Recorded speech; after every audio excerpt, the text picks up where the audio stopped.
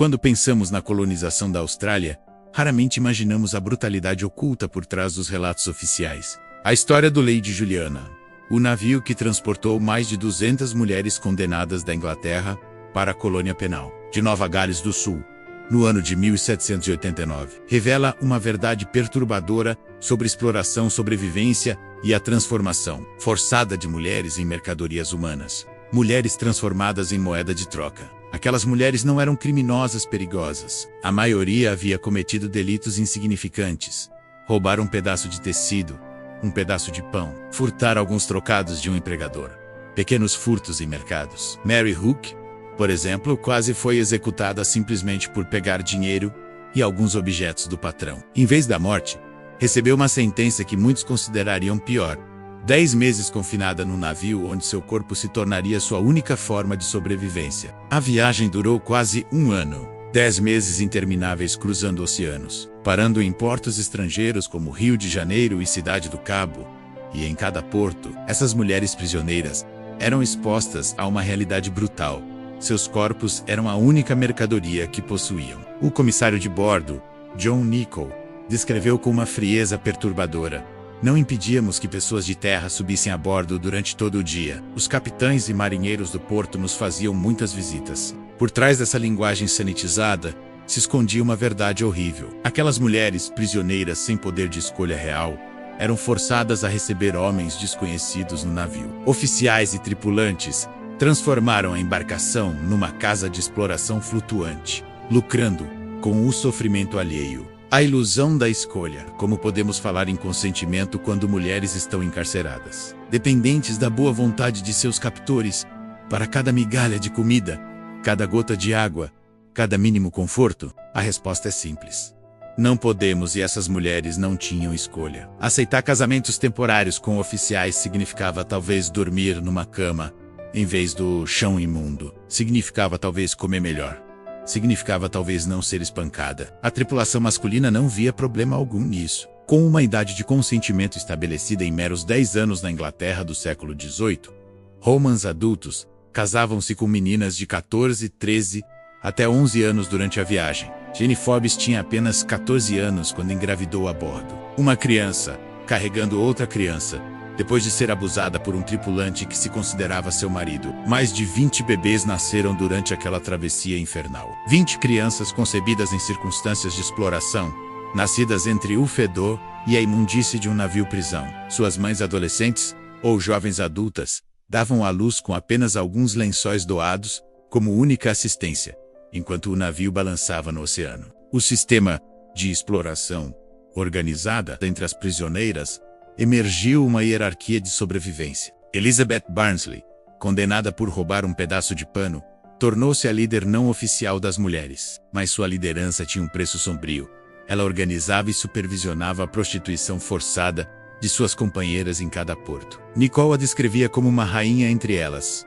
Mas que tipo de rainha administra a exploração de seu próprio povo? A verdade é que Elizabeth fazia o que era necessário para sobreviver num sistema desenhado para destruí-las. Se havia algum lucro a ser extraído daquela miséria, pelo menos parte dele poderia ficar com as próprias mulheres, em vez de exclusivamente com seus captores. Era uma escolha impossível, num cenário impossível. Os oficiais britânicos responsáveis pelo transporte tinham a audácia de justificar tudo isso com retórica moralista. Afirmavam que essas mulheres seriam civilizadoras da nova colônia, que deveriam casar-se com colonos homens e criar famílias respeitáveis britânicas no exterior. A hipocrisia era ensurdecedora.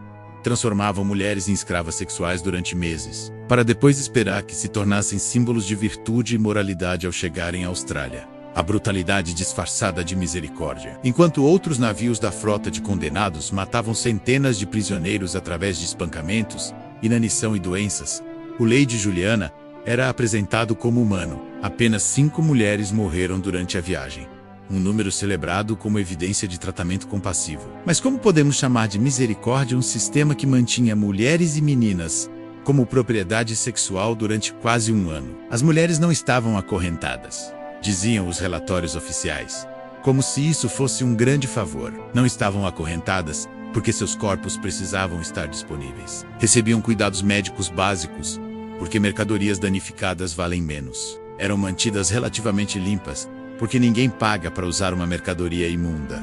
Quando uma prisioneira chamada Nance Farrell teve a audácia de se embebedar, talvez tentando esquecer sua realidade por algumas horas, foi forçada a vestir um barril de madeira como punição humilhante. Quando isso não a quebrou suficientemente, foi açoitada 12 vezes. 12 chicotadas para uma mulher cujo único crime havia sido tentar anestesiar seu sofrimento.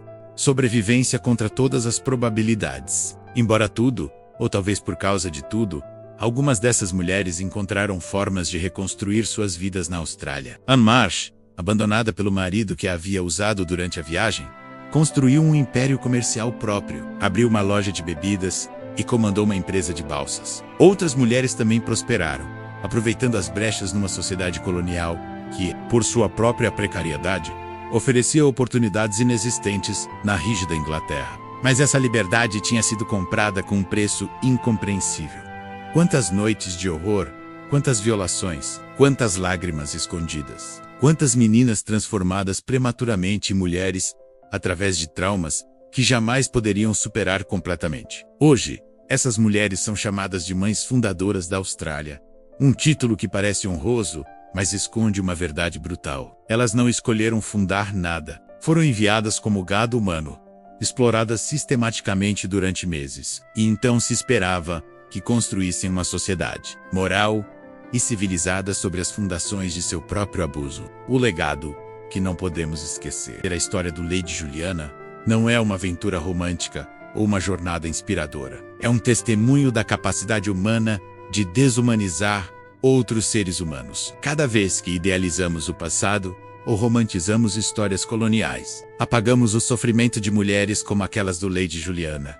Mulheres cujos nomes mal conhecemos. Mulheres que sobreviveram a horrores que nem conseguimos imaginar completamente. Mulheres que foram transformadas em instrumentos de prazer masculino e reprodução colonial. E depois, elogiadas por sua contribuição à sociedade. A verdadeira coragem dessas mulheres não estava em civilizar uma colônia ou em fundar uma nação.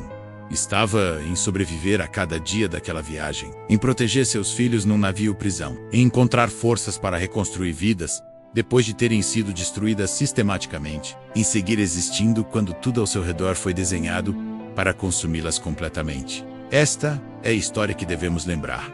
Não de pioneiras aventureiras, mas de mulheres que foram quebradas, exploradas, abusadas e que, contra todas as probabilidades, se recusaram a desaparecer. Hoje, mais de 230 anos depois, milhões de australianos descendem dessas mulheres. Mas quantos conhecem a verdade sobre como suas ancestrais que chegaram ali? Quantos sabem que a civilização foi construída sobre corpos femininos transformados em mercadoria? As mulheres do Lady Juliana não pediram para ser heroínas. Elas apenas sobreviveram. E nisso, foram mais corajosas do que qualquer explorador celebrado nos livros de história, que é sempre escrita pelos vencedores. Mas as vozes das vencidas ecoam através do tempo. Se estivermos dispostos a ouvi-las, este vídeo não defende o roubo ou qualquer crime. Errado é errado, ontem e hoje. Mas mostrar a verdade histórica não é defender criminosos, é defender a humanidade. Essas mulheres cometeram delitos menores.